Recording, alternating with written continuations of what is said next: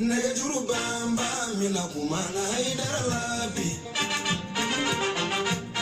haidara juru inja julu gansaye adulu julu gansaye haidara julu inja julu gansaye balindo inja julu gansaye haidara julu inja julu gansaye aywa ambalmo kana sigirade ambe folo ka ofo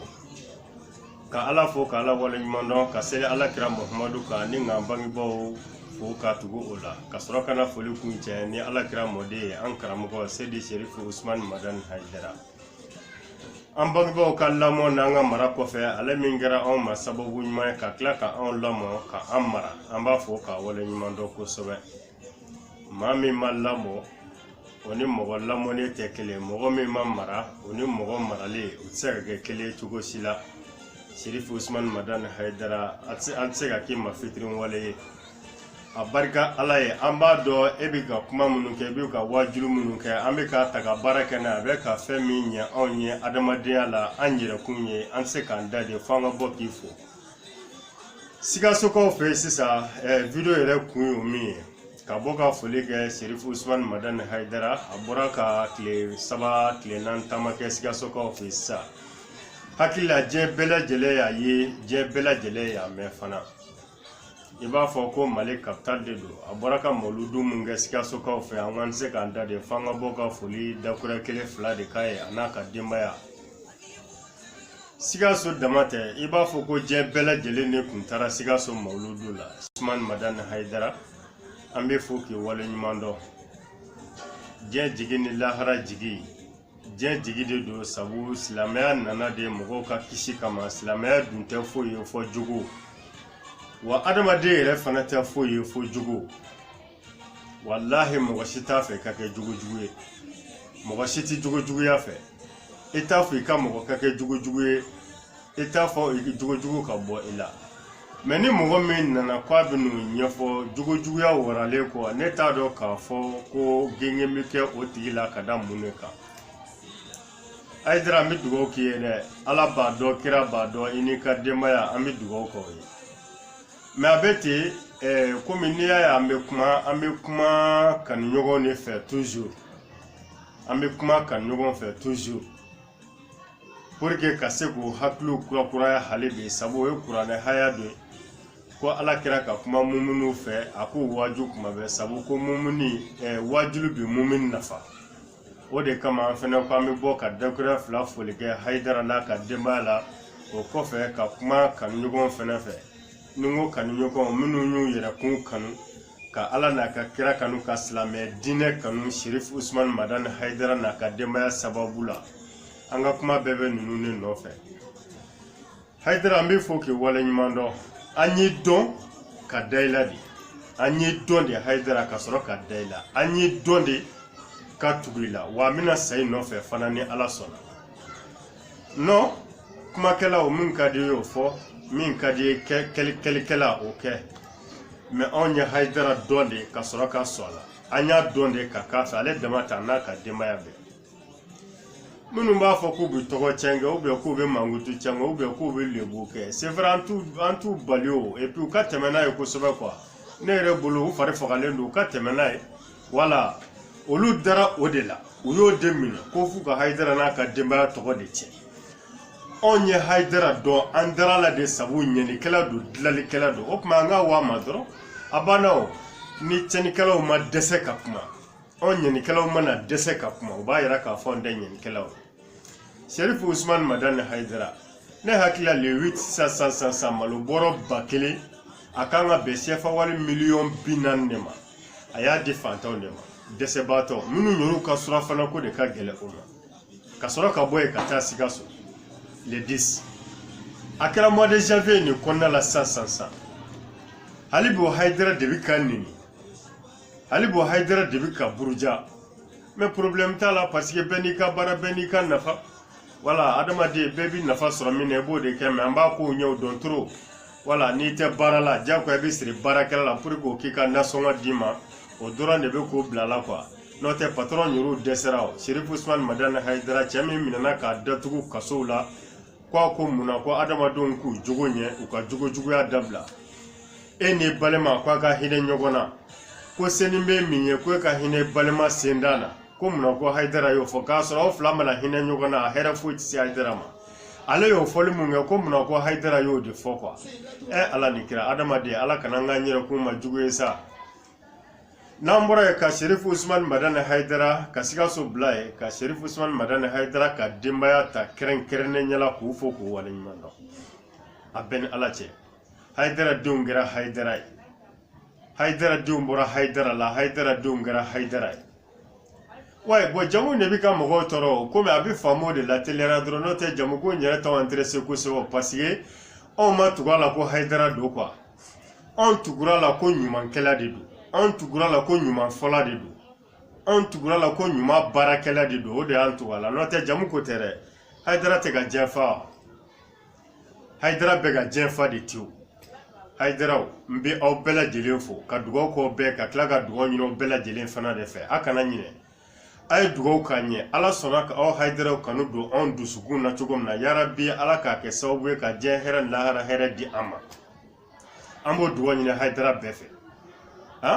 mais wajulu gala Haidara aka keta anaka fota o de andala o de antubala wa mina sayene we ala aya yere lafiya ubi aya ka warnu mina ku dun aka nemina kwa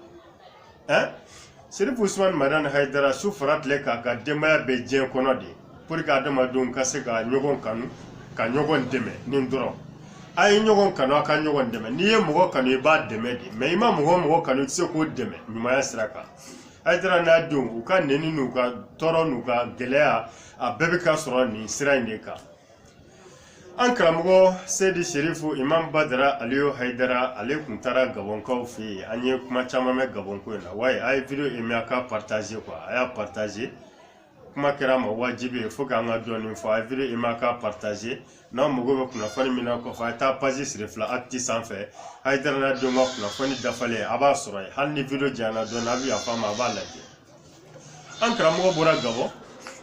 akuma na silameka akumana silamɛw fɛ silamɛya yɛrɛ dama tɛ ne hakili Mali ye danbe dugu ye Mali ye danbe jamana de ye danbe kɔrɔ ye ko bɔyɔrɔ maliyɛn b'a yɛrɛ dɔn maliyɛn b'a faso fɛ kosɛbɛ n ko maliyɛn ko don quoi maliyɛn b'a faso fɛ voilà maintenant Mali yɛrɛ danbe ye min ye fɔlɔ hɔrɔnya hɔrɔn dun filɛ ale ti kuma fila fɔ kelen de don peut-être que kuma dɔ la a bɛ se ka kuma dɔ fɔ a bɛ ɲinɛ n'a ko a bɛ ɲinɛ walima a bɛ saliya fɔ mɔgɔ de ka sɔrɔ ka fɔ karisa i kun ye nin fɔ i janto a la o kumaɲɔgɔnya de tɛmɛna Imam Badara ni Gabon ansaruw cɛ Badara m'u wele Badara fa m'u wele Badara ba m'u wele u yɛrɛw de ye Badara n'a faw ka fɔta dɔ u bɛ ka mun b'u nɛ ka Ala ka diinɛ na tiɲɛ don u dar'o de la k'o minɛ u bɛ k'o de waleya maintenant o bi waleya ni sababu minnu ye n'aw k'aw bɛ ɲinɛ o sababuw kɔ Badara kɛlen ka hakili jigin o sababuw la tuma min na baarakɛbaliw wulila fan bɛɛ fɛ ni cɛjugu si tɛ diɲɛ kɔnɔ n'u ma min fɔ funankɛnin ma Badara t'u lamɛn baara b'a la a b'a yɛrɛ dɔn a b'a yɛrɛ kalama a t'u lamɛn a b'u lamɛn mun na k'a senna sumaya ka baara la wa maintenant lamɛnnikɛla minnu bɛ kɔfɛ ni Badara n'a fa n'a a balima tɔw kanu b'u la olu le ye kuma in mɛn a ye dɔw degun dɔɔni an ka kuma yɛrɛ bɛ ɲɛsin olu de ma kana o degun a y'a hakili sigi a kɔ a nisɔndiya wallahi ni adamaden jogo ye bonya k'i sutura fo k'i sa i ti dɔgɔya u ti malo Badara n'a fa n'a balima o jogo de y'u bonya ka tila k'u sutura o de kama anw yɛrɛw mago ɲɛnamaw sɔrɔla k'u kanu ka tugu la minnu ko k'u bɛ ko la maa min wajibi ma wele ni k'i bɛ ko la hɔrɔn man ka kuma fila fɔ kumakan kelen de ye hɔrɔnya la n y'a fɔ n bɛ sa kan walima ne tɛ nin fɛ n ti don a la nin de ye kuma fila ye c'est pas obligatoire bɛɛ ka kɛ Ala fɛ bɛɛ ka kɛ kira fɛ bɛɛ ka kɛ silamɛya fɛ silamɛya yɛrɛ mago t'o la silamɛya mago ma s'o ma o de kama janɛmɛ dara alijinɛ da la donc n'i ye min kɛ i bɛ taa sara o de la u wulila ni kuma in ye fa bɛɛ fɛ ko munna Badara kumana ansaru fɛ k'u k'u janto u ka layidu la ko wari ko jagabɔ kalo a tɛna se wa k'a daminɛ Maka Madina diɲɛ fa bɛɛ fɛ silamɛ bi yɔrɔ o yɔrɔ silamɛ jamana fan o fɛ alimami bɛɛ bi juma kutuba kɛ ko jaga de ka bɔ u bɛ kuma jɔn de fɛ silamɛ u bɛ kuma yɔrɔ jumɛn misiri kɔnɔ jɔnni de bɛ misiri kɔnɔ silamɛw silamɛw ye jɔnni ye minnu ko k'u bɛ ala fɛ u bɛ kira fɛ u bɛ ala kira ka taabolo fɛ n'o ye silamɛya ye a bɛ fɔ olu de k'u ka jɛgɛ bɔ sabu silamɛya dɔ de don jɔnni de b'a fɔ alimamuw an ma o yɔrɔ haramu dɛ lamɛnbagaw a ye lamɛnni kɛ a ka hakiliw sigi fereke tɛ yen fereke fɛnɛ tɛna don yen et puis fereke fɛnɛ tɛ se ka don yen ala ka diinɛ ala ye hayidara bila kana de ka na walawala anw hakilitigiw an y'a faamu an y'a mɛn wa an bɛna baara kɛ n'a ye de fɔ alijinɛ kɔnɔ mais a donna ta a bɔra ta est-ce que u bɛ silamɛya kalama fɔlɔ n ye surakakan kalan ani n ye silamɛya kalan k'a ɲɛdɔn est-ce que fɛn kelen de don est-ce que badara mana jɛgɛko haya sɔrɔ kuranɛ kɔnɔ ale de y'a sɛbɛn wa n bɛna min fɔ a y'a tulo ma da jɛgɛbɔ kalo bɛ se sisan diɲɛ misiri si tɛ silamɛya sira kan n'a t'o f'u ye k'u ka jɛgɛ bɔ u b'a fɔ mun kama est-ce que tuma dɔw la alimami yɛrɛ b'a fɔ silamɛw a ye jɛgɛ bɔ alimami yɛrɛ b'a sɔrɔ yɛrɛ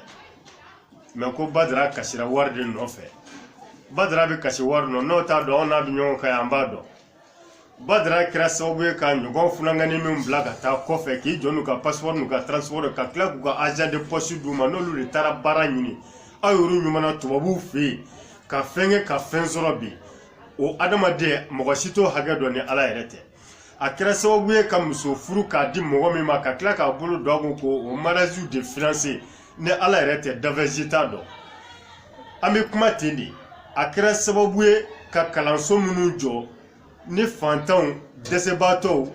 minnu kan ka kalan miliyɔn na n'olu bɛ kalan fulu o kalansow kɔnɔ ni ala yɛrɛ tɛ dafɛsi t'a dɔn mais nin bɛɛ bɛ ka kɛ adamadenw de silamɛya de kama hali baw bɛ taa jɔ ko wari wayi ko totigi bɛ to fo dunan ma bɔ yɔrɔ la ka na du kɔnɔ ni kɔngɔ b'a la ni dutigi y'a wele ko n'an ka dumuni kɛ ale bolo ko dumuni bɛna ban n'o tɛ dutigi yɛrɛ b'a dɔn k'a fɔ dumuni tɛna ban sabu dumuni bɛ position min na dutigi de b'o dɔn maintenant dunan de bɛ to fo quoi ale bolo ko min sigilen filɛ k'o de y'a bɛɛ ye quoi badara mago bɛ se wari ma hakili a yɛrɛ y'a mɛn vugale tɛmɛnenw na a y'a mɛn video tɛmɛnenw fana na a ye taa siri fila information sanfɛ a ko depuis ala k'ale da ale ma deli k'i tɛgɛ ja ɲɔgɔnna ye fɔlɔ ko dɔrɔmɛ 20 di a ma deli ka kɛ wa fɔ lahara fana a tɛna kɛ o tigi de bɛ taa kasi ko wari an karamɔgɔw bɛ yen jamana in kɔnɔ yan miliyɔn 700 miliyɔn 700 u y'a dun a b'a kalama a ma fɛn f'o la mais jamana ko de don wa jamana ko tɛ hayidara n'a denw ka ko de don u bɛ dilanli min na fo ka dabila ala de ko k'a ka kɛ aw bɛ se k'o dabila mais yan'a kana baga hayidara n'a ka denbaya ma k'olu kasira o karamɔgɔ de tɛ yen hali bi wa safɛ ni min ye aw de sago kɛ o de ye mɔgɔ ɲuman ye hayidara n'a denw tɛ maa sago kɛ u bɛ ala n'a ka kira de sago kɛ fɔ kaburu kɔnɔ o de y'an tugu la o de y'an daw la ala n balimaw video bɛna janya ko an t'a to ta a ye lamɛnni kɛ Facebook kan YouTube kan ni ala ni kira sɔnna an bɛ nalen quoi merci beaucoup komi video janyana vraiment n bɛna video tigɛ ka kuma tɔba de to yen mais fɛn bɛɛ tɛ se ka fɔ yɔrɔnin kelen video kana janya filɛbagaw ma a k'an bɛn diɲɛ waati wɛrɛ ni ala sɔnna